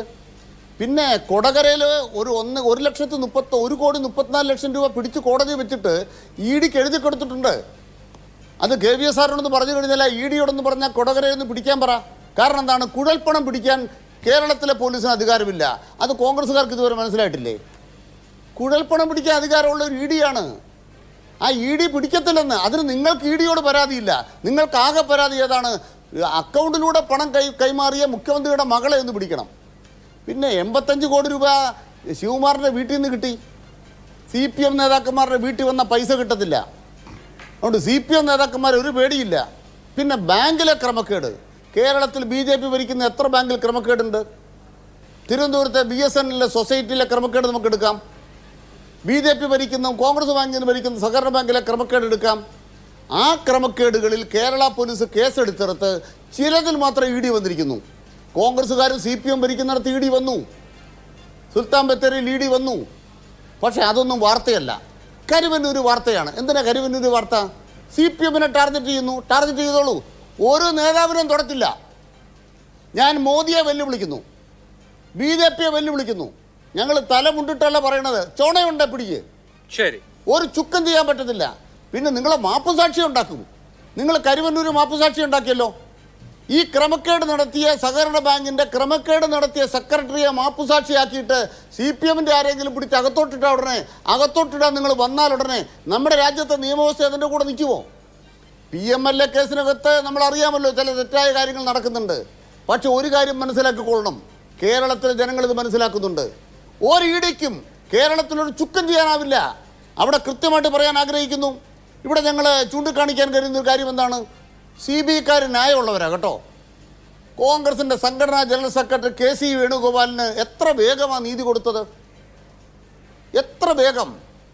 കോൺഗ്രസ് നേതാക്കന്മാർ പെട്ടുപോയ കേസിനകത്ത് എത്ര വേഗമാണ് നീതി കൊടുത്തത് അബ്ദുള്ള കുട്ടിക്കൊപ്പം. അപ്പോൾ CBIയുടെ നീതിബോധമൊക്കെ നമുക്കറിയാമല്ലോ, അന്തർധാരയൊക്കെ അറിയാമല്ലോ. പിന്നെ നിതിൻ ഗഡ്കരിയും പിണറായി വിജയനും തമ്മിലുള്ള അന്തർധാര കാണണമെങ്കിൽ ദേശീയപാത നോക്കിയാൽ മതി. കേരളത്തിൻ്റെ ദേശീയപാത ഉണ്ടാക്കാൻ ഞങ്ങൾ യുദ്ധം ചെയ്തു. കേരളം 6700 കോടി രൂപ കേന്ദ്രത്തിന് സമർപ്പിച്ചു. അല്ലെങ്കിൽ കേന്ദ്രം കേരളത്തിൽ നിന്ന് പിടിച്ചു പറിച്ചു. അങ്ങനെ ഉണ്ടാക്കിയ ദേശീയപാതയ്ക്ക് വേണ്ടി നിതിൻ ഗഡ്കരിയെ പോയി കണ്ടാൽ കേരളത്തിന് വേണ്ടിയാണ് കണ്ടത്, അന്തർധാരയല്ല, പിടിച്ചു വാങ്ങിച്ചതാണ്. അതുകൊണ്ട് ഞങ്ങൾ കോൺഗ്രസ്സുകാരോട് പറയുന്നു, ഒരു സംശയം ഇക്കാര്യത്തിൽ വേണ്ട. കോൺഗ്രസ്സുകാർ ഡൽഹിക്ക് പോയാൽ ഡൽഹി വരെ എത്തത്തില്ല. അതുകൊണ്ട് ഡൽഹിക്ക് പോയാൽ പാർലമെന്റിൽ എത്തിയാൽ മാത്രം പോരാ, മോദിക്കെതിരെ ശബ്ദിച്ചാൽ മാത്രം പോരാ, മലയാളിക്ക് വേണ്ടി ശബ്ദിക്കണം, കേരളത്തിന് വേണ്ടി ശബ്ദിക്കണം. ഒറ്റ വാക്കുകൂടെ എനിക്ക് പറഞ്ഞ് ഞാൻ അവസാനിപ്പിക്കാം. ഒറ്റ വാക്കുകൂടെ എനിക്ക് മതി. ബഹുമാനപ്പെട്ട നിർമ്മല സീതാരാമൻ തിരുവനന്തപുരത്ത് വന്നിട്ട് പറഞ്ഞു, ചാനലുകാരെല്ലാം നിങ്ങളുടെ ക്യാമറ ഓൺ ചെയ്യണം. എന്താണ് കാരണം? കേരളത്തിന് കുടിശ്ശിക ഉണ്ടോ? ഞാൻ പറഞ്ഞ പെരും കള്ളമല്ലേ അവർ പറഞ്ഞത്? മിനിഞ്ഞാൻ്റെ മാതൃഭൂമി നോക്ക്, എത്ര കോടിയാണ് കേരളത്തിന് കിട്ടിയത്? 2019 മുതൽ നെല്ലിൻ്റെ വില കിട്ടാനുള്ള 852 കോടി തന്നോ? പിടിച്ചു വാങ്ങിച്ചോ? നിർമ്മല സീതാരാമനെ പോലെ കള്ളം പറയുന്നൊരു ധനകാര്യമന്ത്രി ഈ ഇന്ത്യ കണ്ടിട്ടുണ്ടോ? നരേന്ദ്രമോദിയെ പോലെ കള്ളം പറയുന്ന ഒരാൾ ഇന്ത്യ കണ്ടിട്ടുണ്ടോ? ഇതാണ് ഞങ്ങളുടെ കേസ്. ശരി, ഓക്കെ. ഇവിടെ നോക്കൂ അനൂപ് വിആർ, ഡൽഹിയിൽ അരവിന്ദ് കെജ്രിവാൾ അടക്കമുള്ള ആം ആദ്മി പാർട്ടി നേതാക്കൾക്കെതിരെ നടപടി ആവശ്യപ്പെട്ട് ആദ്യം രംഗത്ത് വന്നത് കോൺഗ്രസ് ആണ്. കോൺഗ്രസ് അന്നത്തെ പോലീസ് കമ്മീഷണർക്ക് കൊടുത്ത പരാതിയുടെ കോപ്പിയൊക്കെ ഇപ്പോൾ എല്ലാവരുടെയും കയ്യിലുണ്ട്. അരവിന്ദ് കെജ്രിവാളിനെയും മന്ത്രിസഭാംഗങ്ങളെയും മനോജ് സിസോദിയ അടക്കമുള്ള ആളുകളെയും പിടിക്കൂ എന്നുള്ളതായിരുന്നു അന്നത്തെ കോൺഗ്രസിന്റെ നിലപാട്. നാളെ ആ അരവിന്ദ് കെജ്രിവാളിനെ പിടിച്ചപ്പോൾ അവർക്ക് വേണ്ടി സമരം നടത്തുകയാണ്. ഇതുപോലെ ഇപ്പൊ നിങ്ങൾ കേരളത്തിലെ നേതാക്കൾ, KPSC പ്രസിഡന്റ് അടക്കമുള്ള ആളുകൾ ഇവിടെ പിണറായി വിജയനെ പിടിക്കൂ, അല്ലെങ്കിൽ AC മൊയ്തീനെ പിടിക്കൂ എന്നാണ് പറയുന്നത്. അപ്പൊ ഇവരെ പിടിച്ചു കഴിഞ്ഞാൽ ഇവർക്ക് വേണ്ടി കോൺഗ്രസിന്റെ റാലി ഉണ്ടാവുമോ? പിണറായി വിജയനെ നരേന്ദ്രമോദി പിടിക്കുമെന്ന് അഭിലാഷ് കരുതുന്നുണ്ടോ? ഇവിടെ AK ആന്റണിയുടെ മകൻ പോയതിനെ കുറിച്ചാണ് പറയുന്നത്. പിണറായി വിജയന്റെ മകൾ പോവാത്തതിന് കാരണം പിണറായി വിജയൻ തന്നെ മോഡിയുടെ പാർട്ടിയിലാ. ജ്യോതി ബസുവിനെ അനുസ്മരണ പരിപാടി ഉദ്ഘാടനം ചെയ്യാനുള്ളപ്പോൾ വിനീത വിധേയനായി അവിടെ മോഡിയുടെ മുന്നിൽ നിൽക്കുന്ന പിണറായി കേരളത്തിന്റെ മുഖ്യമന്ത്രിയായി നിലനിൽക്കേണ്ടത് ആരുടെ ആവശ്യമാണ്? സംഘപരിവാറിന്റെ ആവശ്യമാണ്. ഈ പറയുന്ന BJP ഇതര മുഖ്യമന്ത്രിമാരിൽ പിണറായി വിജയനെ പോലെ RSS ആവശ്യപ്പെട്ട എല്ലാ കാര്യങ്ങളും ചെയ്തു കൊടുത്ത, അവർ പറയുന്ന DGP എല്ലാ കാര്യങ്ങളും ചെയ്തു കൊടുത്ത, പോലീസിന്റെ കാര്യത്തിലുള്ള സമീപനം ഒക്കെ നമുക്കറിയാം. പിന്നെ ഇദ്ദേഹം ഈ പറയുന്ന കോൺഗ്രസിന്റെ കാര്യത്തിൽ കോൺഗ്രസിന് വളരെ വ്യക്തമായ നിലപാടുണ്ട്. സംഘപരിവാർ കേന്ദ്രത്തിൽ ഈ കോൺഗ്രസിനെയാണ് ടാർഗറ്റ് ചെയ്യുക, CPM-നെ അല്ല എന്ന് മനസ്സിലാക്കാൻ സാമാന്യ ബുദ്ധി മാത്രം മതി. ഇപ്പോൾ KVS ഹരിദാസ് എന്താ പറയുന്നത്? അദ്ദേഹം പറയുന്നത് വയനാട്ടിൽ രാഹുൽ ഗാന്ധി വന്ന് നിൽക്കുന്നു എന്ന് പറയുന്നതാണ് വലിയ പാതകമായി അദ്ദേഹം അവതരിപ്പിക്കുന്നത്. വയനാട്ടിൽ രാഹുൽ ഗാന്ധി നിൽക്കുന്നുണ്ട്. വയനാട് ഇന്ത്യയുടെ ഭാഗമല്ലേ? വയനാട്ടിലെ ജനങ്ങൾ ഇന്ത്യൻ പൗരന്മാരല്ലേ? അത്തരം ഒരു തെരഞ്ഞെടുപ്പിലൂടെ രാഹുൽ ഗാന്ധി അത് അഭിമുഖീകരിക്കുന്ന എന്താ പ്രശ്നം? പണ്ട് രാജ്യസഭയിലേക്ക് രാജഗോപാൽ എന്ന് പറയുന്നൊരു മാന്യനെ അവിടെ മധ്യപ്രദേശിലെ പെട്ടിക്കടയുടെ പേര് പറഞ്ഞ് ആക്കിയ ആളുകളല്ലേ നിങ്ങൾ? ഇത് ഞങ്ങൾ തെരഞ്ഞെടുപ്പിലൂടെയാണ് രാഹുൽ ഗാന്ധി മത്സരിക്കുന്നത്. പിന്നെ CPM-ന്റെ വലിയ കോൺഗ്രസ് വിരുദ്ധ ഗീർവാണം. കോൺഗ്രസിൽ നിന്ന ആളുകൾ കോൺഗ്രസ് വിട്ടുപോയി BJP-യിൽ ചേർന്നിട്ടുണ്ടാവും. പക്ഷെ CPM-ന് അകത്ത് നിന്നുകൊണ്ട് BJP-യുമായി ചർച്ച നടത്താൻ ഇന്ത്യയിലെ ഒരു രാഷ്ട്രീയ പാർട്ടിക്ക് കഴിയുന്നത് CPM-ലാണ്. എസ് രാജേന്ദ്രൻ ഇപ്പോൾ CPM-ന്റെ പാർട്ടി മെമ്പറാണ്. അദ്ദേഹം ഡൽഹിയിൽ പോയി CPM-ൽ ഇരുന്നു കൊണ്ട് BJP-യുടെ പ്രസിഡന്റിനെ കാണുകയാണ്. CPM-ന്റെ ഭാഗമായിരുന്നുകൊണ്ട് അദ്ദേഹം പ്രസ്താവിക്കുകയാണ് BJP-ക്കാർ എന്നെ കാണാൻ വരുന്നുണ്ട്. അല്ല, അദ്ദേഹം ഇപ്പോഴും ഭാഗമാണെന്നാണല്ലോ ഇവർ പറയുന്നത്. അല്ലെങ്കിൽ അദ്ദേഹം രാജേന്ദ്രനെ ഡിസോൺ ചെയ്യണ്ടേ? രാജേന്ദ്രൻ ഈ പാർട്ടിയുടെ ഭാഗമാണെന്ന് പറയുന്നത് ആരാ? അഭിലാഷ് അല്ലല്ലോ അത് പറയേണ്ടത്. രാജേന്ദ്രൻ ഇപ്പോഴും ഞങ്ങളുടെ കൂടെയാണെന്ന് പറയുന്നത് രാജേന്ദ്രൻ ഈ പാർട്ടിയുടെ ഭാഗമാണെന്ന്. അല്ല, സാങ്കേതികത്വം നമുക്ക് മാറ്റി നിർത്താം. ഇപ്പോഴും CPM-കാരനാണ് എന്ന് പറയുന്നത് CPM-ന്റെ സംസ്ഥാന സെക്രട്ടറിയാ MM മണിയാണ്. അല്ലെങ്കിൽ പറയണ്ടേ BJP-യുമായി ചർച്ച നടത്തിയ ഈ BJP-യുടെ പ്രസിഡന്റിനെ കണ്ട ഒരാൾ ഞങ്ങളുടെ കൂട്ടത്തിൽ വേണ്ടെന്നേ. MV രാഘവനെയും KR ഗൗരിയമ്മയെയും പുറത്ത് കളയാൻ മടി കാണിക്കാത്ത പ്രസ്ഥാനമല്ലേ CPM? അതിലും വലുതാണോ രാജേന്ദ്രൻ? MV രാഘവൻ പണ്ട് പുറത്താക്കിയപ്പോൾ അദ്ദേഹത്തിന് ചായ കൊടുത്തു എന്ന് പറഞ്ഞ് നിരവധി അണികളെ പുറത്താക്കിയിട്ടുള്ളതാണ്. അദ്ദേഹത്തിന് ആത്മഹത്യയിലുണ്ട്. ആ ആൾക്കാരാണ് രാജേന്ദ്രൻ ഡൽഹിയിൽ പരസ്യമായി രഹസ്യമായിട്ടൊന്നല്ലല്ലോ BJP-യുടെ പ്രസിഡന്റിന് പോയി ചർച്ച നടത്തിയ രാജേന്ദ്രൻ ഇപ്പോൾ CPM അക്കോമഡേറ്റ് ചെയ്യാണ്. കോൺഗ്രസിൽ നിന്ന് ആളുകൾ പോയിട്ടുണ്ടെങ്കിൽ കോൺഗ്രസിൽ നിന്ന് പുറത്തു പോയിട്ടാണ്. പിറ്റേ ദിവസം കോൺഗ്രസിന് അതിന്റെ ഉത്തരവാദിത്തമില്ല. പക്ഷേ CPM-കാരെന്ന് പറയുന്ന ആളുകൾ ഇപ്പോൾ ചർച്ച നടത്തിക്കൊണ്ടിരിക്കുകയാണ്. ഇനി ഇവിടുത്തെ അദ്ദേഹത്തിന് CPM-ന്റെ ഭാഗമായി നിന്നുകൊണ്ട് RSS-ന്റെ അക്ഷരം സ്വീകരിച്ച ആളുകളുടെ ലിസ്റ്റ് വേണോ? ഞാൻ തരാം. ഇടുക്കി ജില്ലാ സെക്രട്ടറിയായ K അനന്തഗോപൻ RSS-ന്റെ അക്ഷരം സ്വീകരിച്ചു. RSS ശൈലജ ടീച്ചറുടെ വടകരയിലെ ശൈലജ ടീച്ചറുടെ ഭർത്താവില്ലേ, മേയറായിരുന്ന ഭാസ്കർ മാസ്റ്റർ, മുനിസിപ്പൽ ചെയർമാനായിരുന്ന അദ്ദേഹം സ്വീകരിച്ചു. അപ്പോൾ CPM-ന്റെ സംഘപരിവാർ വിരുദ്ധതയെ കുറിച്ചൊന്നും വലിയ സ്റ്റഡി ക്ലാസ് എടുക്കണ്ട. ഞങ്ങളുടെ കൂടുതൽ ആളുകൾ ഇടുക്കി ജില്ലാ സെക്രട്ടറി CV വർഗീസ് ആണ്. പത്തനംതിട്ടയിലെ മുൻ ജില്ലാ സെക്രട്ടറി ആയിരുന്നു K അനന്തഗോപൻ, ദേവസ്വം ബോർഡിന്റെ പ്രസിഡന്റ് ഒക്കെ ആയിരുന്നു. പറയൂ ഷാനിൽകുമാർ, പറയൂ, എന്നിട്ട് വേണം എനിക്ക് ഇടവേള എടുക്കാൻ.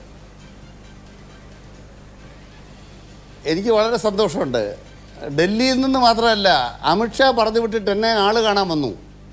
അങ്ങനെ കാണാൻ വന്നപ്പോൾ കേരളത്തിലെ ഇന്ന് LDF UDF മാത്രമല്ല, വേറൊരു ഓൾട്ടർനേറ്റീവ് ഉണ്ട്. അത് BJP ആണ്. I will go with BJP. എനിക്ക് വേണമെന്ന് തോന്നിയാൽ I will go with BJP. ആരാ പറഞ്ഞത്? അഭിലാഷിനോടാണോ പറഞ്ഞത്? K സുധാകരൻ. BJP-ക്കൊപ്പം ഞാൻ പോകുമെന്ന് പ്രസംഗിച്ചിട്ടുള്ള ഒരു പ്രസിഡന്റിനെ ഇന്നും വെച്ചോണ്ടിരിക്കുന്നു. നിങ്ങൾ കണ്ണൂർ മത്സരിപ്പിച്ചുകൊണ്ടിരിക്കുന്നു. നിങ്ങൾ നാണം മറയ്ക്കാൻ വേണ്ടി ഒരു പാർട്ടിയിൽ നിന്നും നടപടിക്ക് വിധേയനായ ഒരാളുടെ കാര്യം പറഞ്ഞാൽ മതിയോ? നിങ്ങൾക്ക് സമാധാനമായോ? അതുകൊണ്ട് ദയവായി നിങ്ങൾ മനസ്സിലാക്കുക. അത് തന്നെ നിങ്ങൾ സുധാകരനെ വെളുപ്പിച്ചെടുക്കുന്നു. I will go with BJP എന്ന് പറഞ്ഞ സുധാകരന്റെ ബൈറ്റ് ഒന്ന് എടുത്ത് നോക്ക്. 3 തവണ ആവർത്തിച്ചു. അദ്ദേഹം പറഞ്ഞില്ലേ? അദ്ദേഹം പറഞ്ഞ ഭാഗം ഞാൻ പറയാം. മുമ്പായിരുന്നെങ്കിൽ കേരളത്തിൽ 2 മുന്നണിയേ ഉള്ളൂ. ഇപ്പോൾ ഓൾട്ടർനേറ്റീവ് ഉണ്ട്. പറയാം ഇപ്പോൾ ഓൾട്ടർനേറ്റീവ് ഉണ്ട് എന്ന് പറഞ്ഞാൽ BJP എന്ന് പറയുന്നത് കേരളത്തിൽ ബദലാണ്. ഇപ്പോൾ ഓൾട്ടർനേറ്റീവ് ഉണ്ടെന്ന് സുധാകരൻ പറഞ്ഞാൽ BJP എന്ന് പറയുന്നത് കേരളത്തിൽ ഒരു ബദലാണ്. LDF-നെ UDF-നെ പോലെ ബദലാണ് എന്ന് പ്രസംഗിച്ച ഒരാളെ KPCCയുടെ പ്രസിഡന്റാക്കിയ ഏറ്റവും രാഷ്ട്രീയമായ പൊളിറ്റിക്കലായ ഇൻകറക്റ്റായ ഒരു കാര്യം ചെയ്തവർ നിങ്ങളല്ലേ? അങ്ങനെ BJP-ക്ക് ഒരു ബദൽ എന്നൊരു പരിവേഷം ഉണ്ടാക്കി കൊടുത്തത് ഈ സുധാകരനല്ലേ? സുധാകരനെ പിൻവലിക്കുമോ? കണ്ണൂരിൽ ആ ഒറ്റ സ്റ്റേറ്റ്മെന്റ് കൊടുത്ത സുധാകരനെ നിങ്ങൾ പിൻവലിക്കുമോ? ഞാൻ പറയുന്നത് ഓൾട്ടർനേറ്റീവ് ഉണ്ട്. ചോദ്യം ഇതാണ്, അല്ല ഇനിയിപ്പോ ഉത്തരം കിട്ടണം. ശരി, ഒറ്റ ഒരു 30 സെക്കൻഡിൽ മറുപടി പറയൂ അനൂപ്. എനിക്ക് ഇടവേള എടുക്കാനുള്ള സമയം അതിക്രമിച്ചുകൊണ്ടാണ്. പെട്ടെന്ന് മറുപടി പറയോ? അല്ല, കെ സുധാകരൻ പറഞ്ഞത് എനിക്ക് BJP-യിലേക്ക് പോകണമെങ്കിൽ I will go with BJP എന്ന് പറയും, പക്ഷെ ഞാൻ പോകുന്നില്ല എന്നാണ് പറഞ്ഞത്. ആ പ്രസ്താവന വളച്ചൊടിക്കുക. പിന്നെ LDF-ന്റെ കൺവീനർ EP ജയരാജൻ ഇപ്പോഴും പോരാട്ടം നടക്കുന്നത് രാജീവ് ചന്ദ്രശേഖരൻ എന്ന് പറയുന്ന ആൾ മികച്ച സ്ഥാനാർത്ഥിയാണെന്ന് പറഞ്ഞ് പന്ന്യൻ രവീന്ദ്രൻ അവിടെ നിൽക്കുമ്പോൾ പറഞ്ഞ ആളല്ലേ? എന്ത് ധാർമ്മികതയെ അനിൽകുമാറിന് പറയാനുള്ളത്? ഒരിക്കൽ പറഞ്ഞ പ്രസ്താവനയെ വളച്ചൊടിച്ച് നിങ്ങൾ ആ ജയരാജന് തിരുത്ത്. ചർച്ച അവസാന ഘട്ടത്തിലാണ്. KVS ഒരു സ്ട്രെയിറ്റ് ആയിട്ടുള്ള ആൻസർ വേണം.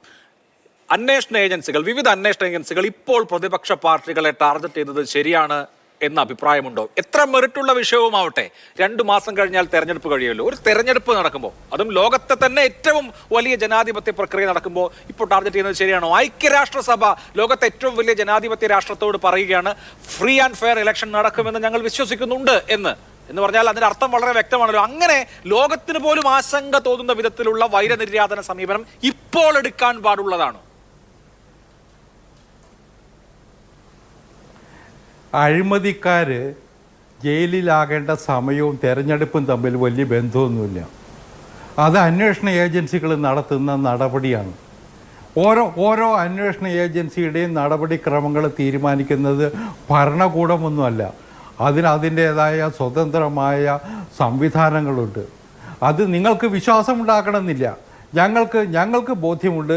ഞങ്ങൾ ഇത്തരം കാര്യങ്ങളിലൊന്നും പക്ഷപാതപരമായ നിലപാടെടുക്കുന്നില്ല. അഴിമതിക്കെതിരായിട്ടുള്ള കുരിശുയുദ്ധത്തിൻ്റെ ഭാഗമായിട്ട് നടപടികളുണ്ടാകും. ആ നടപടികൾ യഥാസമയം നടക്കും. അതിന് തെരഞ്ഞെടുപ്പെന്നോ ഒന്നും ബാധകവുമല്ല. തെരഞ്ഞെടുപ്പ് പ്രഖ്യാപിച്ചത് കൊണ്ട് ഒരു പോക്കറ്റടിക്കാരനെ അറസ്റ്റ് ചെയ്യാൻ പറ്റില്ല എന്ന് പറയാൻ പറ്റുമോ? തെരഞ്ഞെടുപ്പ് പ്രഖ്യാപിച്ചത് കൊണ്ട് ഒരു കൊലപാതകയെ അറസ്റ്റ് ചെയ്യാൻ പറ്റില്ല എന്ന് പറ്റുമോ? ഒരു തെരഞ്ഞെടുപ്പ് പ്രഖ്യാപിച്ചതുകൊണ്ട് ATM കൊള്ളയടിച്ചവനെ അറസ്റ്റ് ചെയ്തില്ല എന്ന് പറയാൻ പറ്റുമോ? അതുകൊണ്ട് ഇത് നിയമത്തിന്റെ വഴിയെ തന്നെ പോകട്ടെ. അതിനെക്കുറിച്ച് ആശങ്ക ഉണ്ടാവേണ്ട കാര്യമില്ല എന്നതാണ്.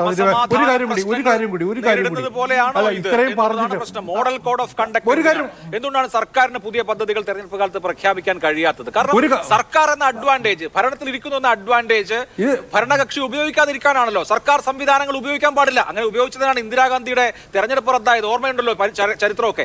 അങ്ങനെ ഇരിക്കെ നിങ്ങൾക്ക് അൺഡ്യൂ അഡ്വാൻറ്റേജ് കിട്ടുന്ന സംഭവങ്ങൾ ഉണ്ടാകുന്നു. അതിൽ തെരഞ്ഞെടുപ്പ് കമ്മീഷൻ മൗനമായിരിക്കുന്നു എന്നുള്ളതാണ് ഗുരുതരമായ സാഹചര്യം. പറഞ്ഞോളൂ. അല്ല അഭിലാഷ്, ഇത്തരം കേസുകൾ ഞാൻ നേരത്തെ പറഞ്ഞല്ലോ.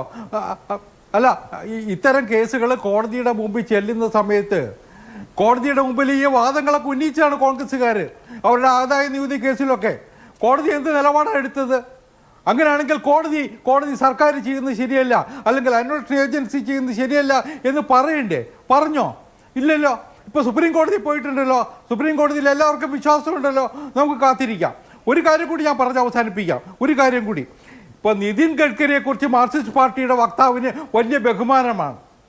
ഇവിടെ മാത്രമല്ല, കഴിഞ്ഞ കുറേ ചർച്ചകളിൽ CPM നേതാക്കന്മാർ ഗഡ്കരിയെക്കുറിച്ച് ബഹുമാനത്തോടെ കേൾക്കുന്നുണ്ട്. സന്തോഷമുണ്ട്. ഗഡ്കരി ഞങ്ങളുടെ മോഡി മന്ത്രിസഭയിലെ അന്തസ്സുള്ള ആത്മാഭിമാനമുള്ള കഴിവുറ്റ ഒരു മന്ത്രിയാണ്.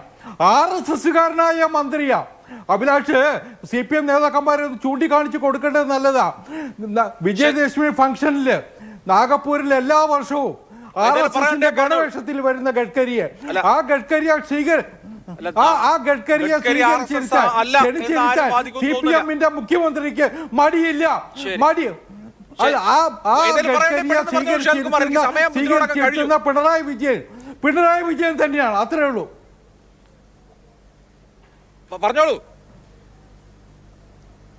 ദേശീയപാതയ്ക്ക് വേണ്ടി കേരള മുഖ്യമന്ത്രി നിലപാട് സ്വീകരിക്കുന്നതിന് അപ്പുറത്തൊന്നുമില്ല. ശരി, ഓക്കെ, അത്രയല്ലേ ഉള്ളൂ.